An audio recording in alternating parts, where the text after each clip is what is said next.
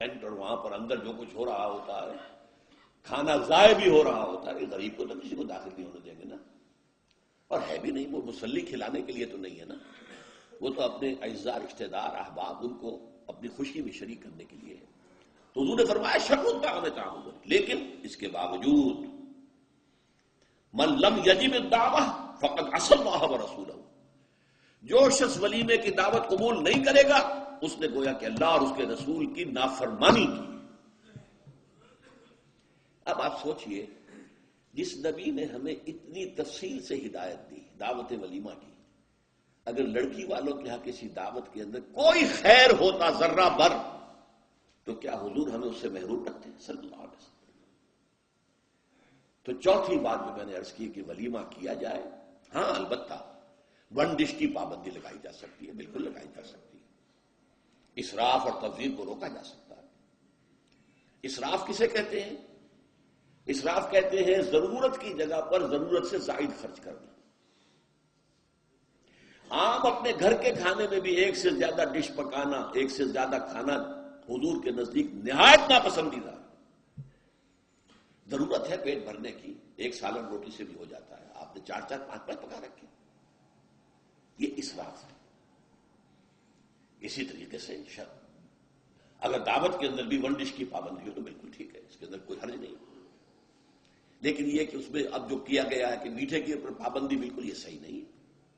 میٹھا حضور کو بہت مرغوب تھا، پسند تھا، تو اس میں یہ کہ ایک ڈش میٹھے کی، یہ نہیں کہ 3 4 ڈشیں ہیں.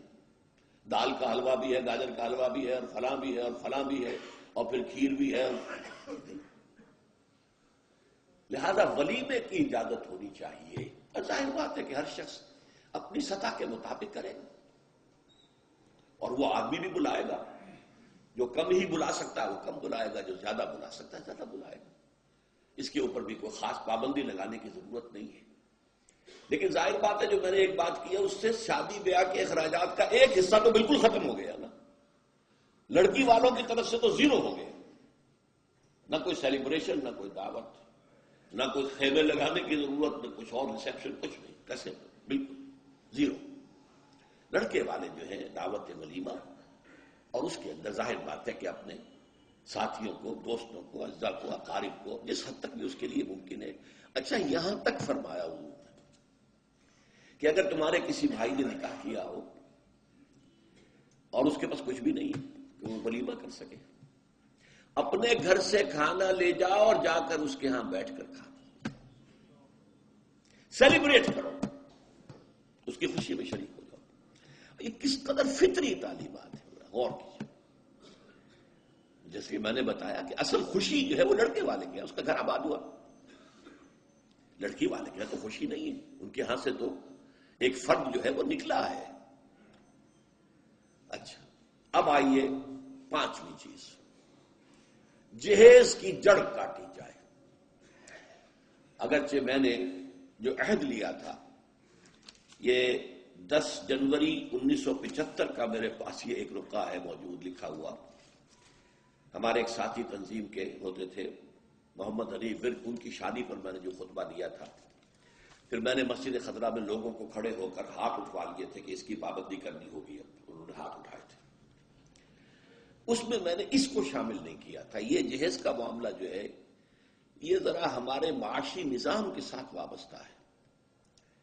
اس میں کوئی ڈیمانڈ اینڈ سپلائی کا معاملہ بھی ہے، یہ آسانی سے ختم ہونے والی لعنت نہیں ہے.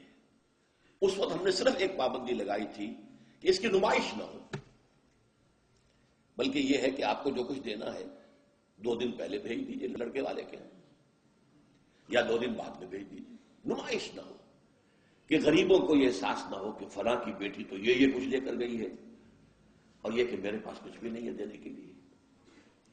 یہ جو احساس محرومی ہے آپ نوٹ کیجئے. میں نے آپ کو بتایا اسراف کہتے ہیں ضرورت کی جگہ پر ضرورت سے زیادہ خرچ کرنے کو، اور تبذیر کہتے ہیں بلا ضرورت خرچ کرنے کو، صرف نمود و نمائش کے لیے، اپنی دولت کے مظاہرے کے لیے، اپنی دولت مندی کی دھوس جمانے کے لیے.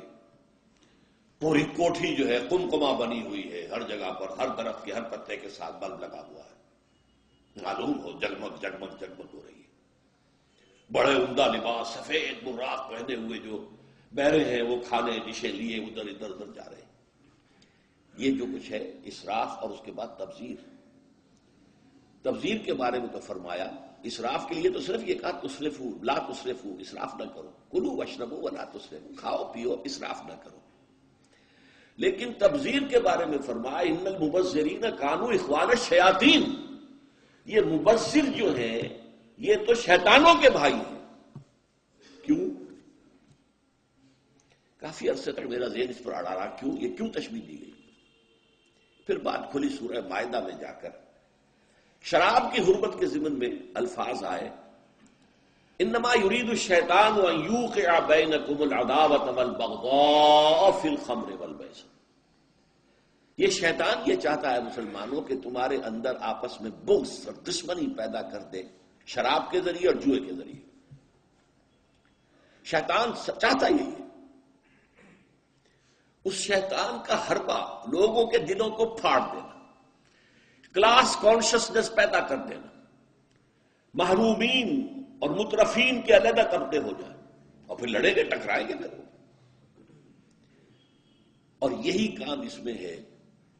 جس گھر میں لڑکی کی شادی پر اس طریقے سے پیسہ جو ہے بہایا جا رہا ہے پانی کی طرح، وہاں کوئی شوفر بھی ہے ان کا ڈرائیور، کوئی پہرے دار بھی ہے، کوئی خانسامہ بھی ہے، اس کی بیٹی بیٹھی ہوئی ہے بوڑھی ہو رہی ہے، وہ ہاتھ پیلے نہیں کر سکتا.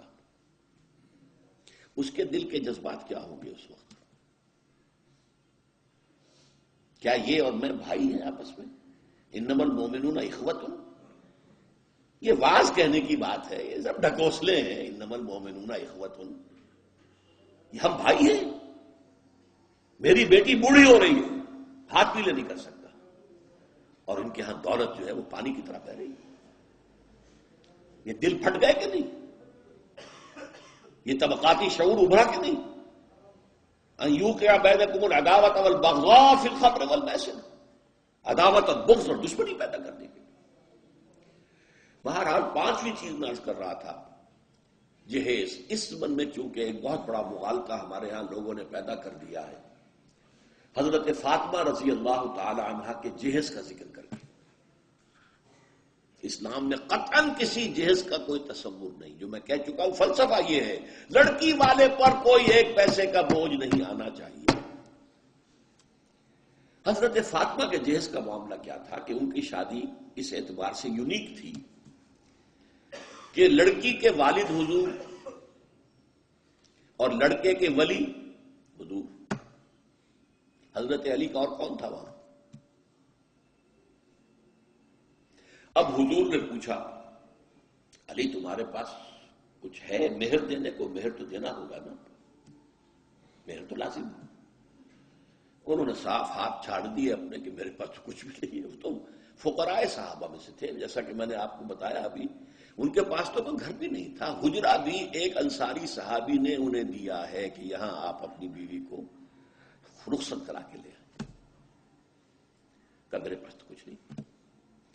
فرمایا تمہارے پاس ایک زرہ ہوتی تھی کہ جی ہاں زرہ تو ہے. انہوں نے کہا اصل میں سمجھا کہ زرہ تو ایک ہتھیار ہے، جہاد کے لیے ہے، وہ کوئی دولت تو نہیں ہے.